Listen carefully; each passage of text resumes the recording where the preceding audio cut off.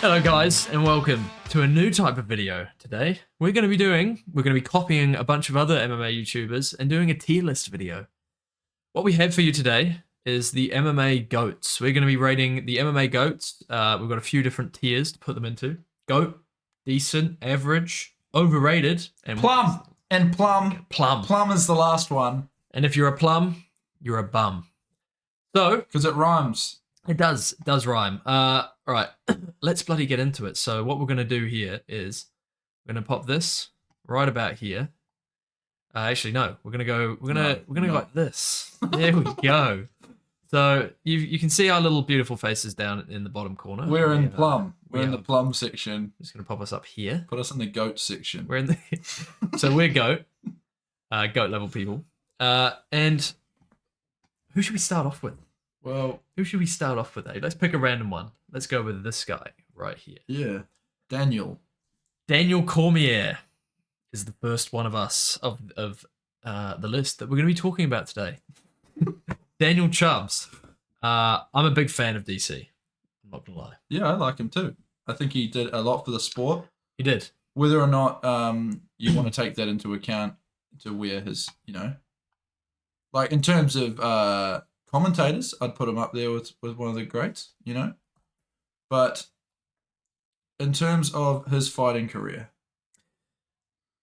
where's he going? Oh no, he's just back down there. I've just slightly changed it by the way. So just to just quickly expand on the tiers that we've got. So GOAT, it's people who you could consider basically the best. It's going to be the top of the top. All these guys are GOATs, basically. Like they're considerable, right?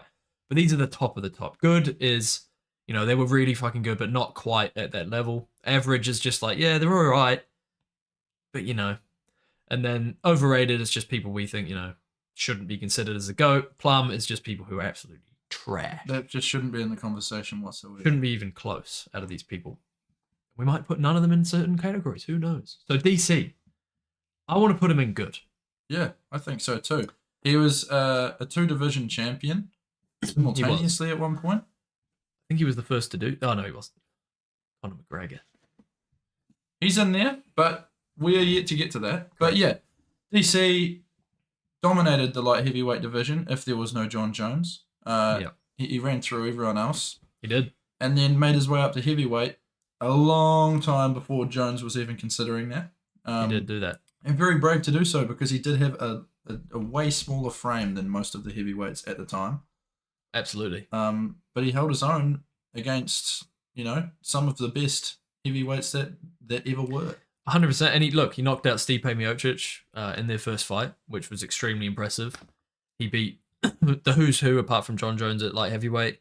And he Stipe just slipped up to the top of the top a couple of times. Is still considered the heavyweight GOAT. He is. So DC goes in there at good. And don't get me wrong, good isn't just good. Good is great. In fact, I'm going to put it as great.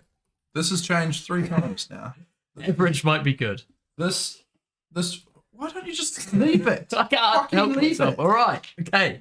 So, DC goes in there at great. Right. Next up, we have. Let's go with this guy, Frankie Edgar.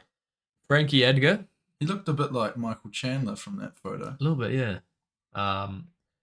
Frankie Edgar's going to slot in somewhere here. It's Frankie Edgar. He's one of the good guys. I think we like to call him one of the good guys. One of the nice people. Frankie Edgar was a champion in 2 weight classes. No, he wasn't. He was only a champion at lightweight. He beat some absolute legends. He fought the best of the best. And he fought in 3 weight classes as well. Saying all that, I don't think he was out of this list. I don't think he was great. No. He did slip up. I wouldn't call him overrated, though. No. I would put him right in there at good. Good. Frankie Edgar goes in there at good. Frankie good. He was a good man, old Frankie. Good man, Frank. He goes in there at good. Anything else you want to say about Frank? Our guy. He got KO'd viciously multiple times towards the end of his career. Yeah, and that was what I was just going to say. Is it's hard to remember these guys for who they were before things like that happened, and that's why I think it is so important that people, know when it's time to hang up the gloves and don't just keep bouncing around the bottom and getting knocked out by people that you've hardly ever heard of. I'm not saying that that's who knocked out Edgar, but we've seen other examples of that. No, yeah, we have 100%. Yeah, and I think that definitely puts a bit of a tarnish on his career. But we have to look at, the main consideration for these guys is when they're in their prime, when they're at the top of their game. And moving on. We do one of the two Stipes. So one of them's going to go in Plum. No. So let's go to Stipe, all right? Now, I think it would be pretty hard to put DC at great without putting Stipe at great or above. Mm-hmm. I want to put him at great. I don't think he's one of the people who we can sit here and consider as the GOAT. The GOAT. No, because there was like you say, there was that loss against DC. He got knocked out by DC. He also got knocked out by Francis. He did, yeah. Without going too much into Francis now, because we babble on about him a lot. If he had have stuck around, is one of the people that we could be talking about in this conversation. Oh, absolutely. To this day. Mm-hmm. Would have John Jones come back if Francis was still a champion? Who knows? Maybe he would have gone back to light heavyweight. You never know. He might have kept running. Moving on, though, we do have... Moving on, we've got John Jones. JBJ, I think we all know where we need to put this guy. Right to the top. Plum. Just kidding. John Jones has to go in the GOAT category. He's obviously got a lot of blemishes on his career. Not to do with anything happening inside the cage, though. No. It's all of these antics outside the cage. I mean, the guy was the Usain Bolt. He was the... Kobe Bryant. He was the Kobe Bryant. He was the Lance Armstrong. Perfect. He was the TJ Dillashaw. Yeah, no. He was the Lance Armstrong of MMA. He had everything going for him. He was a world champion. He was like widely considered as the best to ever do it. And then he goes out there and he crashes into someone's baby mama. Leaves her. Thrashes some shit up his nose. That almost makes him even better. You know what I mean? Because he did all this shit and he still remained the best.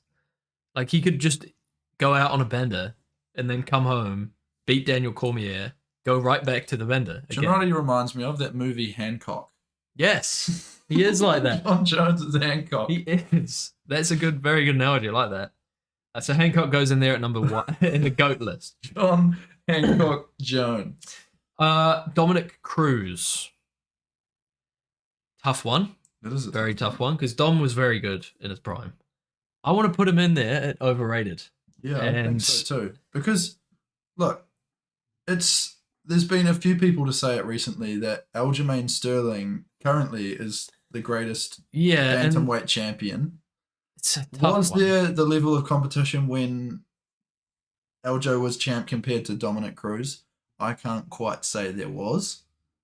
He would be overrated if he was in the list. Oh, yeah. But this is a guy who is mainly in there because of the length of his career, I would say. Yeah, yeah. The fact that he fought a lot of big names that held the title, that helps. Whereas Aljo just fought people that, made their way to a title shot. And Petr Yan twice, but, Dominic fought TJ. Hennen, no, he never fought Hennen. Garbrandt. Fought Garbrandt. he people figured out Dominic's style, and once they did that, he was no longer anywhere near as effective. He also got to the age of about 32, and he really slowed down very quickly, and he was very, very injury prone. He's got heart like a lion, but I just think he's slightly overrated. His skills aren't as good as people like to say. He was good for a small amount of time, and he did really well, but he just isn't as good as people think. And I think as a GOAT, he's overrated. In today's world of MMA, people aren't just polished in one area. They can't get all the way to the belt by being someone who moves differently to everyone else. And that's essentially how Dominic Cruz did it. He was unorthodox in his striking and the way that he set up his striking. And his head movement it made him really hard to catch. But nowadays we've seen the likes of Cheeto Vera figured it out and so did Henry Cejudo. Yep. And these are guys who are quite well polished in most areas, if not all areas of the game. Exactly. And that is why yeah, if Cheeto can catch you, you're not as good as people thought. Sean got caught. Henry Cejudo. This is a tough one because if he never took that time off and he continued to defend his belt against some up and coming guys, stayed relevant, but he didn't. So Henry, I'm putting you as a plum. Really? Well, just because of his mistake, his decision to leave the UFC in his prime, Fumbled at the top of the his bag. game, absolutely fumbled it, came back and lost twice. Yeah. In the second time, he lost to Marab very Yeah, convincingly. he looked like a bag of milk. He looked like a bag of milk, and for that alone, he goes in plum. He's a plum. He's a fucking plumber, and he was good. And Henry, look, I'm not saying that your skills are plum level. It's your decision making and your thought process. It's the way that you decided your career panned out. Yes, the way you handled your whole career. The fact that he didn't do anything in that time off. He was just coaching and training. Yeah, training people. Like he was if he trying to had do an gone ego move. If he had have gone to another sport and done bits there or whatever, but Done he something. didn't. Yeah, he just stopped. He was trying to be like, Dana, I need a lot of money, so I'm going to retire. And Dana was like, look, we don't give a shit. It didn't pay off at all. He wasted his prime years. Now he's on a losing streak, and no one's going to consider him the top of bantamweight or featherweight now. No one's going to care. Flyweight, sorry. No one cares anymore, Henry, and you ruined it. You did it all on your own. Wow. Moving on. That's a hot take. It is. Randy Couture. An old school fighter. Won 2 belts, first to do it. Heavyweight and light heavyweight, he won the match. Not simultaneously, but Not simultaneously. One of the old school dogs who, he had that heart in him. Maybe he didn't have the best skills in the world. Great wrestler. But he had the toughness and the durability. And he was at the right time to go places, So definitely not a plum. Definitely not overrated. I want to put him in there at good. yeah. What I do you think if he were to match up to the other guys in his weight class at any point in time, which I don't think, he may have fought by DC. No. Am I tripping? Too old. He look, he came back and won the heavyweight title at 42. Yeah, that's pretty incredible. That's some Glover level shit right there. Super impressive. And back in the day, he would have been GOAT tier. But just since then, the game has evolved so much that I really can't see him fitting in with great or GOAT. Yeah. And I mean the thing is in years from now, we will probably be thinking that about some of the guys that are in the great or GOAT tier part of this Time moves on. category. And People so get does better. the sport. And there's also pictures of his penis online. Really? Yeah, there is. We'll put him in there at go. You fucking plum. No. He sits there at good. And moving on. Is there really pictures of his Yeah, penis there is. online? Yeah. How did that happen? I don't know. They got leaked. Things get leaked. Who's he sending them to? Probably his girlfriend or something. Who would know? Goodness me. Maybe it's fucking Tito. Maybe he sent them to Tito Ortiz. Randy. Trying to he's bloody Randy. Kamaru Usman, the CEO of EPO, former welterweight champion, got defeated by Leon Edwards twice. Also beat him once earlier in his career. I think he defended the belt 5 times. He was 1 fight away from beating Anderson Silva's unbeaten streak record in the UFC before he got KO'd. That's happened to 2 people now, hasn't it? Yeah, I think to Izzy so. as well. Yeah, I think you could be right. Kamaru, great champion. I think I know where I want to put him. What are your thoughts on this? Yeah, like the thing is he fought some really top level guys. I mean, Colby Covington is one of the more underrated people in the welterweight division in terms of Perennial top contender. Yeah, and the fact that he has stayed at the top of that division for so long, and Kamaru managed to beat him twice, even though it was so close on both occasions. He managed to stay in there and put his head down and just grip that mouth guard and just make it to the end. So those fights alone were extremely impressive. They were. He knocked the fuck out of Masvidal, which He did. I didn't know impressive. was possible in that fashion, at least up until that fight. Gilbert Burns. Yeah, Gilbert Burns, he finished him too. So Tyron Woodley dominated him when he was still good. and the fact is, it's like his game just, you could see it leveling up as he aged, and that's something you like to see in a champion, but you don't always see that. You know, some people get to the top and they kind of slow down a bit. I think he belongs in the great sector there. I agree. I agree. I agree. You put him there. Yeah, right. That's a good point. Before I said it, so who? now I'm forced to. Where should I put him within the greats? I want to put him there. Really? No, I want to put him there. Yeah, even there is it's debatable, because I mean, There. Stipe is considered the greatest heavyweight of all time currently. Kamaru Usman, do I consider him the greatest welterweight of all time? No. No. All right, we'll leave him there then. Good. I think we'll put Randy Couture in front of Edgar though. Okay. Moving on, Robert Whittaker. He's the next one in our list, and I love Robert Whittaker. So do I. Absolutely, But love I'm him. not going to hold back. I'm sorry. Overrated. Yeah, I think so. In terms of a GOAT conversation, he is a bit overrated. Absolutely. Are his skills and what he did at the time overrated? No, absolutely not. No. But this is a man who, yeah, sure, he defended what? Did he even defend it? Or was it his first defense against Izzy? He never defended his belt. There you go. Well, he did, but the belt wasn't on the line because Yoel Romero missed weight. Right, okay. So first of all, he won the belt from Romero. Second, the rematch against Romero, Yoel missed weight. Wasn't Bisping the champion when he won the interim belt, and then Bisping stood down as a champion? Correct. So then he fought Yoel for the undisputed title. Is that what happened? No, Bisping lost it to GSP. Okay. And then GSP went He up. vacated it. No. Oh, okay, yes, right. Yeah. I see. But again, he won the belt when the division wasn't at its strongest, and then he lost it very quickly after. And I thought he won that second fight. I thought it was very close, that second fight against Izzy. He's beaten all of the top contenders convincingly, apart from Duplessis, who he's fought. His longevity needs to be studied. It's very impressive. He's still going, still improving. But when it comes to the greatest of all time, he's always been slightly behind. If he could come back and win his belt back, different discussion. Don't think it's going to happen. But if he could, different discussion. Yeah. For now, Robert Whittaker sits there overrated, although we do love the guy. Oh yeah, I think I agree with you. If he came back and won a belt again, then there's definitely discussion. room. Yeah, there's definitely room in some of those higher echelons of fighters. But right now, Not there. no. Jose Aldo. He's a good fighter, for sure. He is. Whether we put him in the good category, that's yet to be seen. I think he belongs in the great sector. So do I.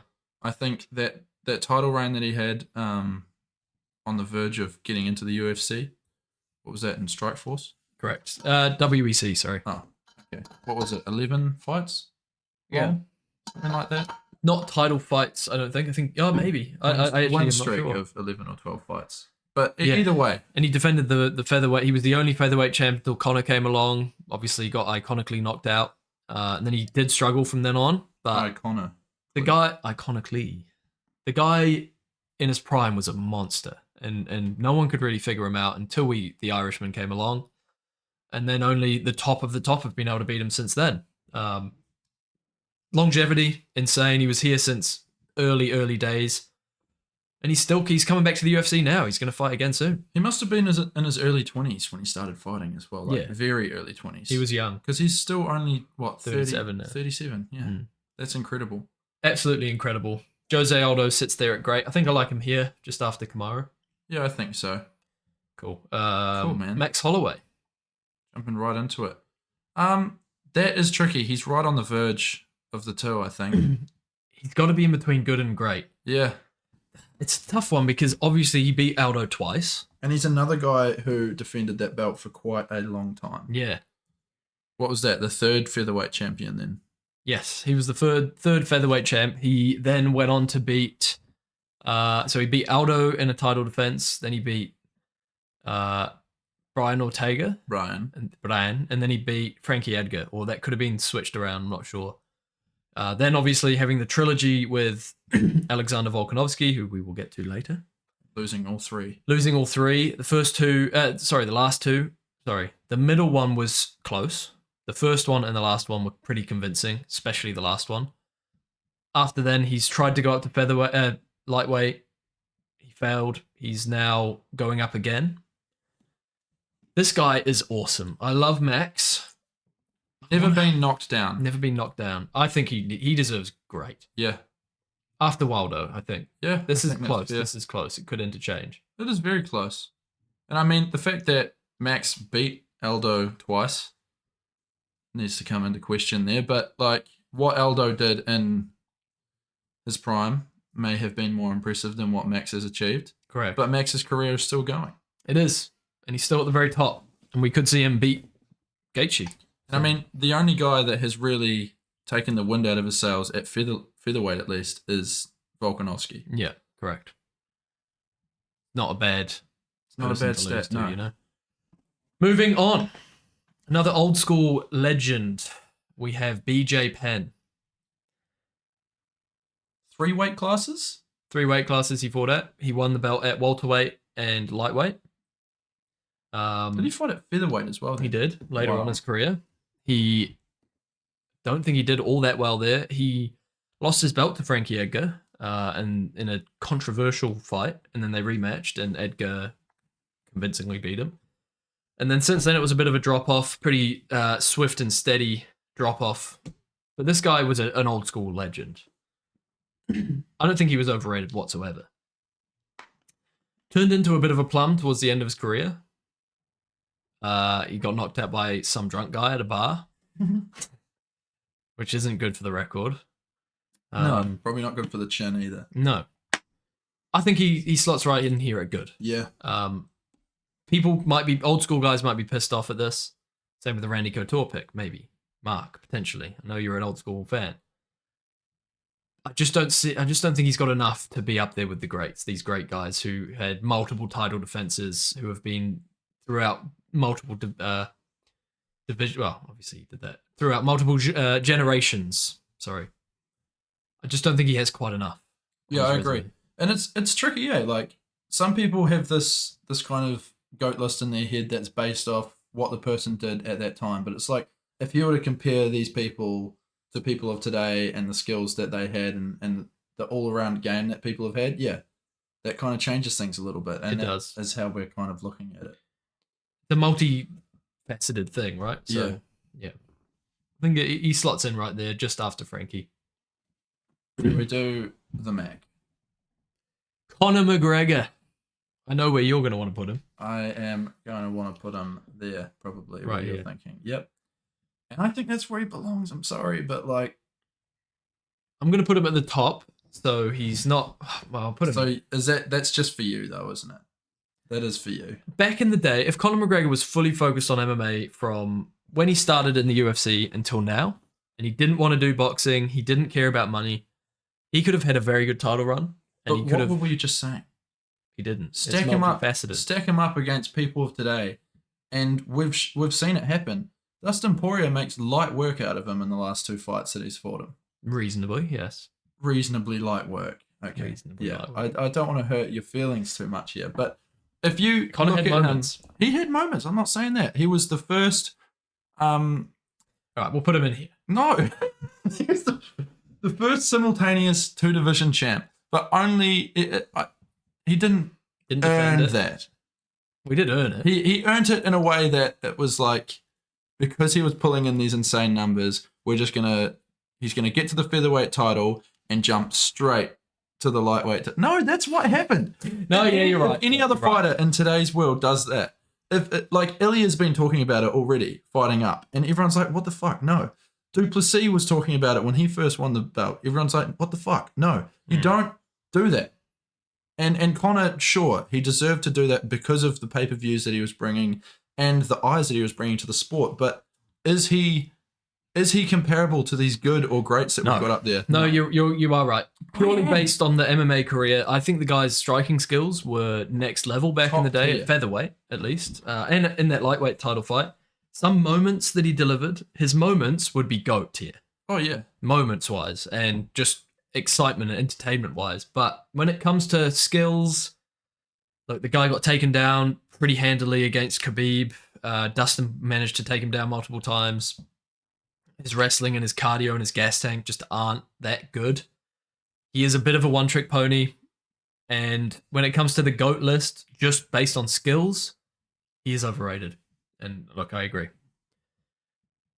Moving on, because I'm a bit sad now. Khabib Nurmagomedov. I think that's a good segue. Plum. I'm just kidding. I think Khabib could have been considered the GOAT if he'd stuck around for 2 or 3 more years. Yeah. Here's why. He only fought 3 people in his title defense reign. He won the title off El Iaquinta. Look, it was situational. He won the title. All good. He then defended it against Conor. He then defended against Dustin. He had a big hiatus between those two. And then he defended against Gaethje. There was a killer's row of lightweight contenders ready to jump in there when he retired. He never got to fight Tony Ferguson. That would have been great. That would have been big. He did beat 3 of the top guys, but we've also seen Gaethje, Poirier, and Conor handled pretty easily by other lightweights since then. Charles Oliveira versus Khabib. Yeah. Who knows what happened there? The amount of questions that hang over this guy's career. I think the other thing too, and I hate to bring this up, but he is one of the only guys in this conversation right now that did have a fairly padded record. Absolutely. Yeah. What was it? The first 12 fights or something on his record were It was like 3, yeah. against bums. Absolutely. That's like the first 20. Well, Yeah, maybe not 20, 15. It was quite a few. And his I think early career was not impressive. that takes a lot of sting off his name. But No, the fact that he managed to turn that into a massive name, for one. He was the second biggest draw in the UFC at the time, under McGregor, which is, the biggest draw of all time. So he did a lot. He did done a lot for Russian MMA. and he's still coaching today, which I think is awesome. Yeah. He's and still young. yeah, like one of the main parts of Islam's career at the moment. He belongs in there at great, no doubt. I think he's the top of the great tier. Yeah, I think so. I agree maybe with you. here. He needed a few more years to really cement his position, and he would have easily been the GOAT. The fact that he doesn't have all of these steroid question marks over his name, the fact that he doesn't beat up women, the fact that he doesn't do cocaine, all those kinds of things really do put him above John Jones in a lot of ways. But his MMA career didn't last long enough. No. Khabib, come back. I'm going to put him here just before DC. Just after DC. DC's the top of great. Yep, so that would mean DC's before Khabib. But anyway, who else have we got there? Should we do the second Stipe? Get him out of here. Let's do this. What is I don't know that? what the fuck this is. No, what is it? We'll just leave that one. What does it say? I can't tell what that says. What we're gonna do next. Killer's Row here. There's a lot of big names coming up, lads, so don't stick around until the end. Fedor Emelianenko. Some consider him the heavyweight GOAT. He's up there with Stipe in this question. Old school guy, never fought in the UFC, but he fought in Pride, he fought in Strikeforce, he fought in a bunch of other promotions, Bellator, towards the end of his career. Beat some really top guys. Had some decent longevity. And for a while there at heavyweight, he was basically undefeatable until Verdum came along, I believe. He was the first of the 3 who beat him. So Fedor was a scary, scary man back in his prime. Unfinishable. He had the wrestling, he had the striking, that Sambo background. This guy is fear. That's personified. That was a bit weird. That was a bit strange. What do you think about Fyodor? Well, I was letting you take the reins there because Thanks, buddy. I haven't seen many or any of his fights. I'll pop him in. I'm going to put him at... He's great. Just before Stipe and great. Mm-hmm. Because he was great and people thought that he was the greatest of all time for a very long time. He was an early guy. He had the skills of a modern fighter. And he had the dad bod. And you've got to say something about the dad bod. That's a good point, yeah. The dad bod plays a big part. It does. Moving on. Israel Adesanya. Actually, no. Yes. Yeah, Israel Adesanya. you've said it now. Where do you want to put him, Jackson? Take it away. This is a hard one. Another guy who had a fairly similar career span to Kamaru Usman, really. I mean, was so dominant on his rise to the title. Went undefeated all the way up to being a UFC champion. And then since being a UFC champion has had a little bit of a downfall in all fairness. Well, I mean, You can say it. yeah. I mean, that first loss to Alex Pereira was such a close fight in the way that Izzy had dominated the whole thing, but Alex beat up that leg, which some people could say was a fluke, but you can't really, considering he managed to do it again in the second fight where Izzy did manage to play chicken and knock him out. That fight against Sean Strickland, he got completely outclassed for 5 rounds. And Izzy has said since then that he has figured out the puzzle that is Sean Strickland, but I don't think that's a fair thing to say after you just got annihilated by the guy 4 rounds to 1. Yeah, dominated. I want to put Izzy in there as one of the greats. He was not only was he a fantastic fighter in the way that he held himself as a champion and the attitude that he had, he's also a Kiwi. I like that. The first Kiwi on this list, the only Kiwi on this list. But I mean, Rob was born in New Zealand. Yeah, that's true. I fully agree with your sentiment. Your statements there were pretty accurate around Izzy. Fighting style when he wasn't the champ was amazing, awesome. One of the coolest fighting styles probably in the UFC ever. When he became the champ, he seemed to get very comfortable as the champ and didn't want to lose his belt. Lost the belt, came back with a vengeance, then kind of, he obviously had a terrible performance against Strickland, got absolutely outclassed. And his attitude and opinions and the way he handles himself sometimes, I don't personally agree with. But I think there's something to say about being that confident, though. And his confidence is very admirable. Yeah, and I think 100%. if you don't know the guy, it could come off as arrogance. I'm not saying I know the guy, but I can often see where he's coming from a lot of the time. And he's more trying to push it onto other people as like the whole mentality of betting against yourself. Oh yeah, 100%. That one interview he had post Alex Pereira fight was something to behold. Yeah, that was great. Yeah, that goes up there with the Leon Edwards post fight press conference. Yeah. Tell me now. Yeah, exactly. I agree. What do you think here? I'm putting him in between Holloway and Kamaru, or should we put him a bit further up? Yeah, I think that's good. Should we put them both up? Or no, I think that's good. They fit there. They fit there well. Second, Stipe. So just to let you know what we're joking about, there's another Stipe in our list for some reason. So I'm gonna put him. He's gonna be a plum. People are gonna see that and be like, "What? Stipe's a plum?" I want to move on to these guys. We've got some fucking heavy hitters ready to go. With 4 people remaining. Anderson Silva, the Spider. Middleweight GOAT. Many title defenses in a row. Went up to light heavyweight. Never got the belt there, but beat some people pretty convincingly at light heavyweight. Easily, you might say. This guy is amazing. He's beautiful. We call him the Spider because he's very spider-like. I don't know. I'm just trying to give him some... This guy's great. Look, he's one of the GOATs. I want to put him here, not above John, slightly below John. I agree. What do you have to say? I think the Spider. The Spider and all his spiderness. Spider-Man. Shut Tom Holland. You just asked me for my opinion. All right, go. You just went off on some syndrome spiel. Anderson, look, in the fact that we have seen, look, people can say, look, I'm looking. Look, just fucking looking. He had the complete skill set. He had a hell of a ground game in the way of his jiu-jitsu.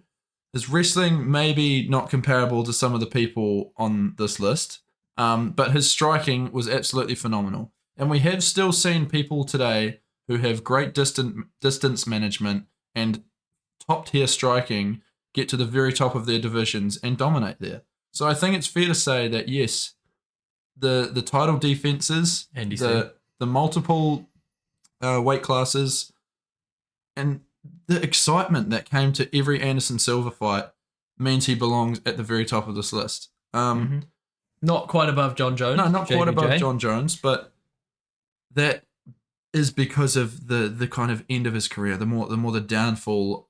He didn't maintain the dominance that No. he once held. But in terms of comparing him Style-wise. to the rest of these guys on this list, Anderson Silva in his prime going up against Izzy in his prime, I think is a completely different fight to A what we level saw above. when it happened. His prime. Yeah, His prime. because Silva was way out of his prime at that point. So yeah, I think it's a fair analysis of where he's at. I think it's a fair analysis too. Mighty Mouse Johnson. Mighty Mouse Johnson. Obviously, very decorated in the UFC. Now quite decorated in one championship since he moved there. He's lost there, and he came back and he beat the guy who beat him twice. And he's old. And he's getting on now. He's 37, 36, 37. And lighter guys usually don't age that well. And this guy's aging like fine wine. Some of the best finishes in flyweight history, in my opinion. That armbar finish that he got is quite possibly the greatest submission ever. Flying armbar. Flying armbar. Suplex to flying armbar. He's beaten the likes of Henry Cejudo before. Plum. The plum. But Henry did beat him. But again, we've given our reasoning as to why Henry is a plum. I'm just going to move. I feel bad putting him there. The thing with Mighty Mouse is he was traded from the UFC for Ben Askren. Yeah. That's got to be a kick in the teeth. Yeah, because of the fact that the flyweight division at that point in time wasn't moving anywhere because he was too dominant. That is something to be said. Like, yeah, they wanted it to shake it up a little bit. Yeah, and they were thinking about getting rid of it back then as well. I can understand why. I can understand why they'd be thinking that now. Yeah, now it's getting back to that point. It is. Well, no, it's not getting back to that point because it doesn't have someone at the top that is levels above everyone else, and that's what Mighty Mouse was. So they shipped him off to another organization. Damn it, Dana. Yeah, that would never happen in today's UFC. No. I think he belongs right at the top of this list. Not above John Jones. I think above Anderson Silva, yeah. Mighty Mouse, we love you, baby. Because if he had have stayed in the UFC, there wasn't anyone in the flyweight division that was looking like a threat for him at that point in time. So yeah, I agree. I agree with this. It's another one that holds question marks. He did lose the belt, by the way, before he got traded to Cejudo. Yeah, that was the only thing that they could have done was maybe a rematch, but so many question marks. If he had have stuck around, it's annoying. It is annoying. He had a great career nonetheless. Two more people to go. Alexander Volkanovski. He comes from a land down under. Vegemite sandwich, something. Kobe's phone just went off, guys. Guys, I will take my call and I will be back momentarily. Sorry, guys, we are back. I've taken my call. Was it a good call? It was all right. Yeah, it was a work call. Kobe works for a brothel. I do, and I'm the pimp. We're both actually the pimps. One of his hoes got out of line. We're the gay pimps. We're gay together, and we're the pimps of Beverly Hills. This is weird. I'm sitting in a room alone, holding hands. That's talking about goats. A little bit too far. Anyway, moving on. We are. Can you not tell? Alexander Volkanovski, Australian wonder kid, has lost his last two fights. Very unfortunately, it's something we don't like to talk about, but I just did.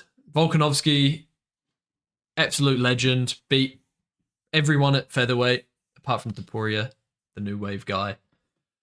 The new wave guy. Topuria obviously doesn't make this list yet, but I know exactly where I want to put Volk, and I want to see if you like it. Okay? Oh, okay. Behind Khabib. That's interesting. I would put him above Khabib and Cormier, to be honest. Really? Yeah. I'm sorry. I just think if he didn't... Look, the two losses against Islam, whatever. That first fight could have gone either way. The second fight, yeah, I get it, but he came in on short notice. Should have never done it. But that is kind of more of a plum move, if anything. For that, if we were rating him purely off of that fight that second fight against Islam, plum. But we're not. We're rating his whole career. I want to put him there then. All right, that's fair. We'll pop him in between the two. Fine. I agree. Sure. Whatever. Bring back the handshake. The most dominant featherweight champion we've seen in the UFC. Okay. Yeah, he is. You're right. A division that has been one of the most competitive in terms of the champions just staying at the top for long periods of time. Yes. So yeah, Volk not losing that fight to Topuria, I'd be putting him up. Topuria. It's a mixture of Topuria and Poirier. Okay. No, I agree. Look, I agree. I was going to say Khabib because he never lost, never had a blemish, but I understand what you're saying. He took on more challenges. He overcame more mountains, and yeah, he came over way more mountains. he came on mountains. The last person on the list, just Georges St-Pierre. I want to put him. Do you want to talk? What should we talk about him first? Maybe you can talk about it. Georges St-Pierre, multiple weight division champ. He never defended his belt at middleweight.